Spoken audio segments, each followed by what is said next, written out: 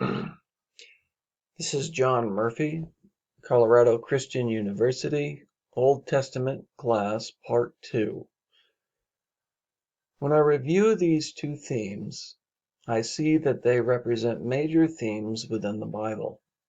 God is consistent in his desire for fellowship with mankind, and mankind is consistent in his propensity to wander from the path God sets for us, seeking selfish desires that lead us away from him. But to understand where these two themes come into play in the total narrative that is the Bible, we need to understand the meta-narrative. The meta-narrative is broken down into four main phases: that of creation, fall, redemption, and new creation. To analyze these phases, we deduce the components found in a normal relationship. There is the beginning of the relationship, the problem period, the solution, and then the restoral of the relationship. This speaks directly to the themes I've chosen dealing with the two people in the relationship, God and man. God, through his consistency, provides a steadfastness that mankind in his weakness chooses not to display. And by being steadfast, God affords us the only way to have redemption. We get this through the act of atonement. And God provides the opportunity for atonement.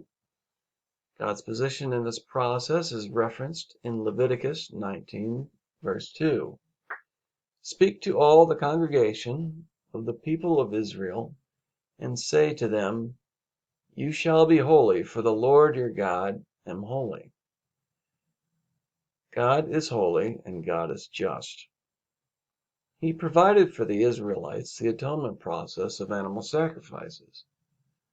The Lord called Moses and spoke to him from the tent of meeting, saying, Speak to the people of Israel and say to them, When any one of you brings an offering to the Lord, ye shall bring your offering of livestock from the herd or from the flock. Leviticus 1, verses 1 through 2. Later, God, through the life, death, and resurrection of Jesus Christ, provides the pathway of atonement for all mankind. In this action, we have become the temple owned by God and responsible to God. God is nothing if not consistent.